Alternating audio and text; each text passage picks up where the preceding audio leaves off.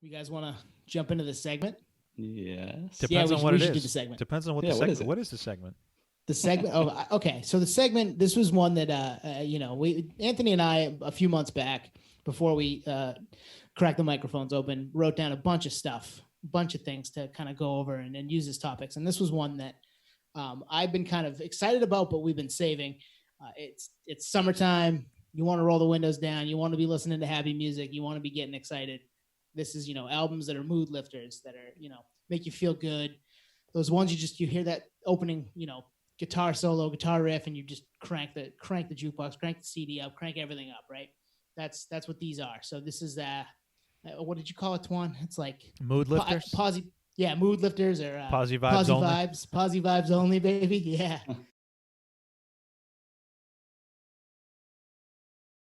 I'll go first. Okay. And again, we didn't tell each other, right? We don't know. Nope. We're guessing. So we could have overlap, but again, we make it work.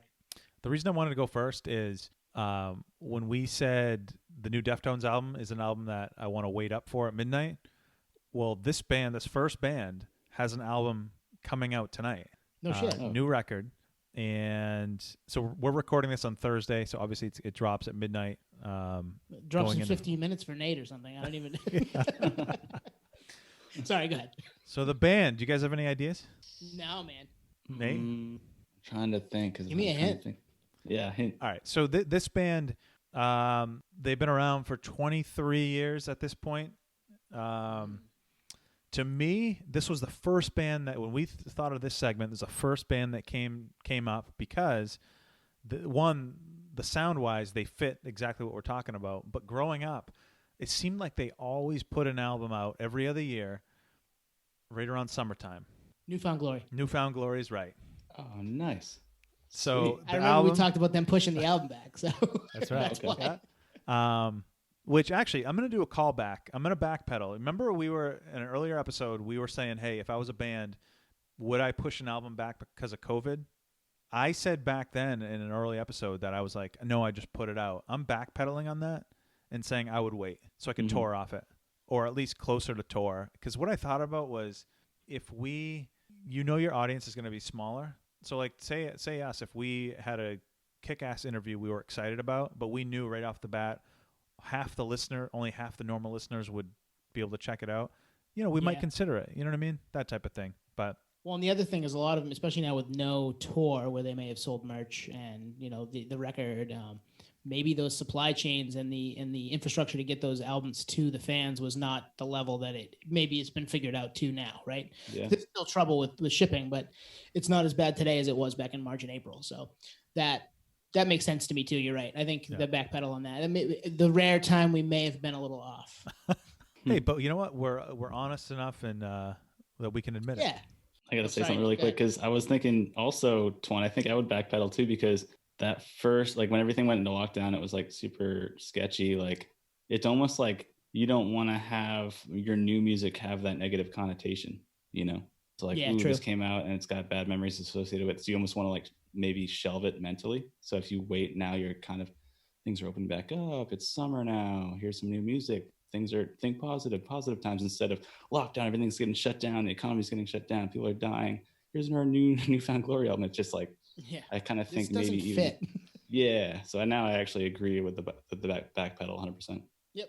So you just nailed it. Cause like when I think of, this album, the album I'm talking about is Sticks and Stones, came out in 2002. When I think about this album, I think about summer because it dropped June 11th, 2002. So I associate it with getting out of school. You got to figure June is like the end of school or just getting out. But I remember going to get it the day it came out, which I think back then was Tuesdays. Yep. I'd have to fact check that if June 11th was a Tuesday. But this song, like you said, Tony, those albums that right when the first track hits, it's just instant good mood. So with this album, Understatement is the first track, and it starts with the guitars and drums, and it just sets the tone. But even the later in the album, it has a song called "It's Been a Summer." Like it just has summer vibes, and to me, Newfound Glory is a top 10 band.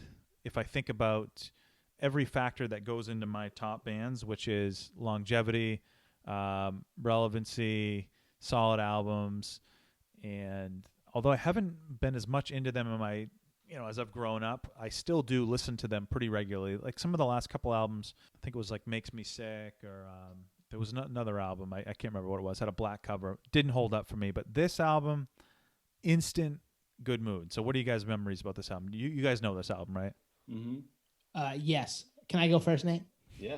I mean, that was the summer of tits, Twan. Yeah. So that was the summer where Twan, myself, our friend Ian, and our friend Setla hung out all. Setla, yeah, there he is. He's over there. He's fact checking right now. That was the summer we hung out all together every day, and we dubbed ourselves Tits because of the acronym. So that we listened to that album. All it didn't matter whose car we were in. We all had it, right? Yeah. Like it was somebody, or we grabbed the CD out of one car and bring it to the next. So we were constantly listening to them. And you're right, that whole album is just awesome.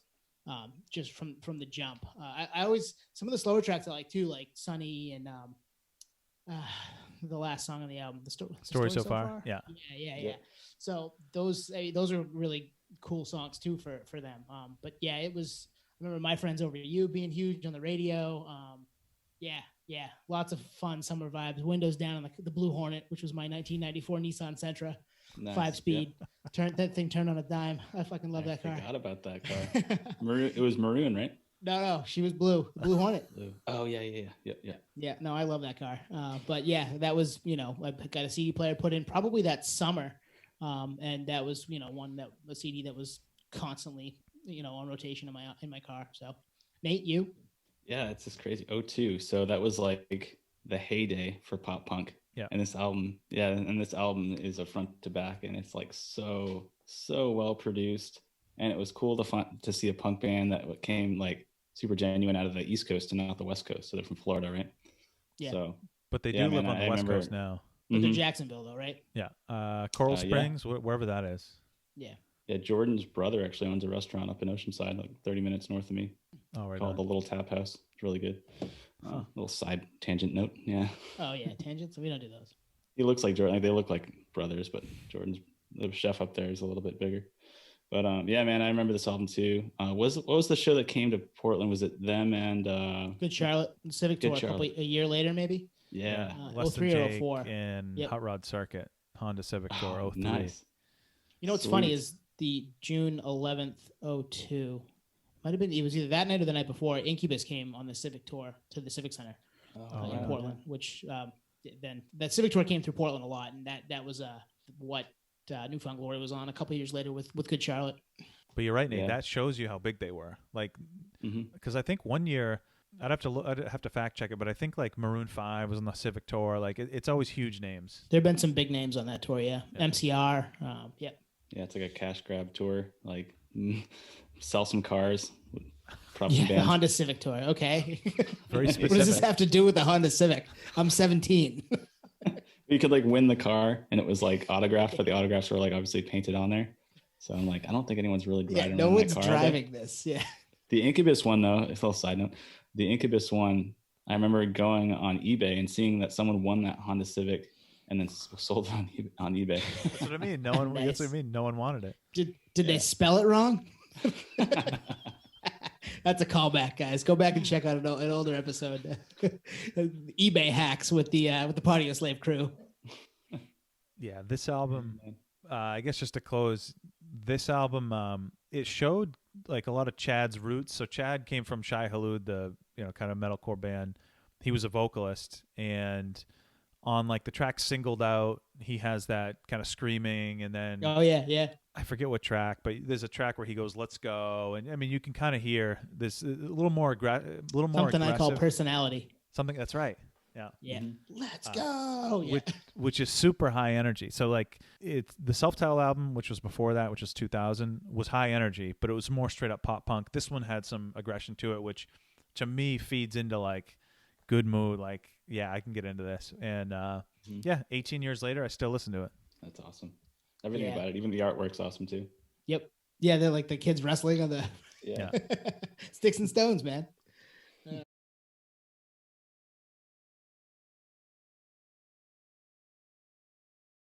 So I'm up round 2. Yeah. Yep. So this band, I would say for the casual listener, is a little more, I don't know, Urge is kind of obscure from a lot of people. Um, this band was probably maybe a little bigger than the Urge. Trying to think of how I should tease it. I would say in the vein of Newfound Glory. They started in the late 90s. The singer was super young. They started when the singer was like 16, 17. This album that I'm talking about came out in 99.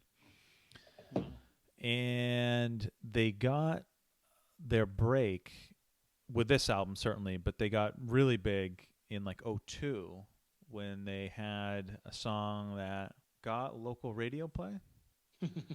Okay. I'm not giving you much here. That's okay. It's 3 words. Blank the blank. Okay, so last week you said 3 words, and I almost said even all out just to be a dick. local band when we were this age. So, but Nate got it last week with you did. You Our got Lady Peace, Peace, right? Yeah. All right, I'll cut to the chase. Saves the day. Yeah.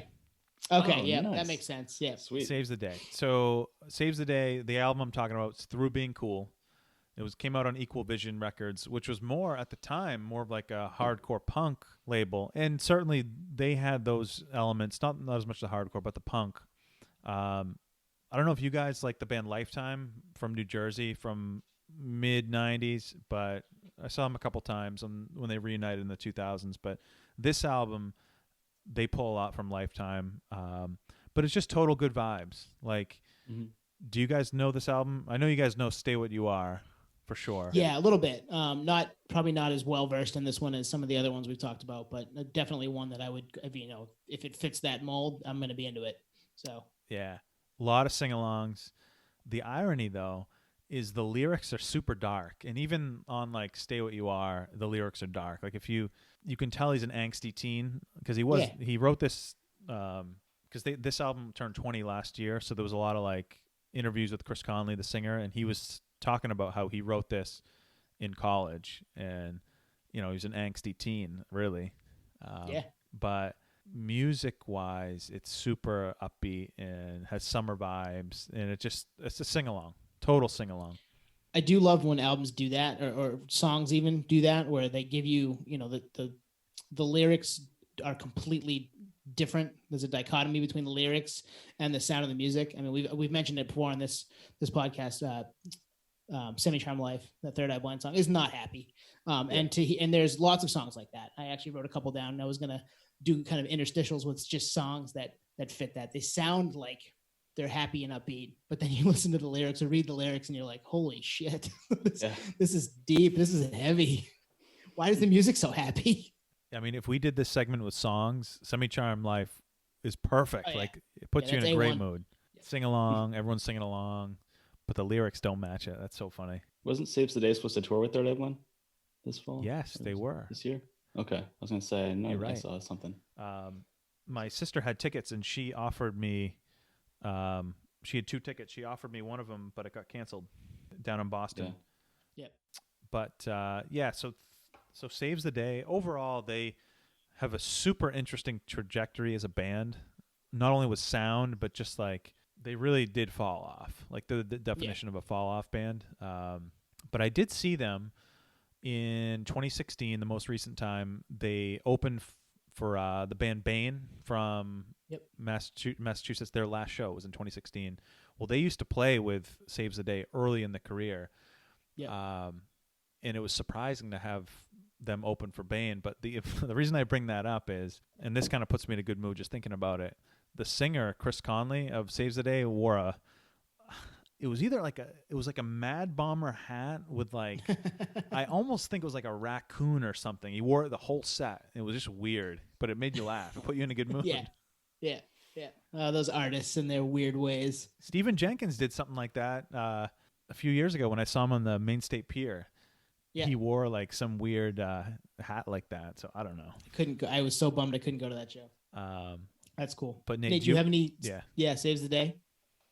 I've always been a semi-casual fan, so I never got too into them. I don't know why, because I feel like that album is stacked in a pile of records that I had, or CD, jewel cases with a bunch of other albums, and it never got a full appreciation. So now I'm going to revisit it because you got me huge into Crime and Stereo now. So feel like it's worth visiting. That's why we do this, kind of nerd out retroactively. Yeah, and I mean, this happens pretty much weekly. There's something brought up in our conversation that I'm like, oh man, I never gave that the time of day or didn't give it enough. I need to go back and listen to it. And then I'm finding stuff that I probably would have liked at 17 that I like now at 35. So better late than never on some of this stuff. So that's pretty cool. The awesome. CD cover to Through Being Cool is pretty iconic, actually. A few bands have like recreated it, but it's basically the 4 band members on a couch at like, looks like a party, and they're all like looking disinterested and whatnot. But you can tell how young they are. They look so young. This album's 20, you said? 21. 21. Wow. And the singer was 16?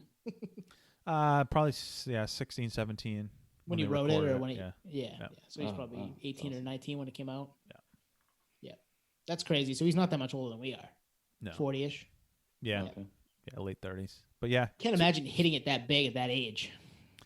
I think there's like, it's funny you say that. There's a little bit of like child actor going on with Saves the Day, because I think Chris is like the only original member. Like, it just, this is what he is. This is what he is. This is what he knows. But some banger records in there. I don't want to discount them. But this album, to get back to the theme, killer summer anthem. Like the sing-alongs, love it. I love that stuff. Nice.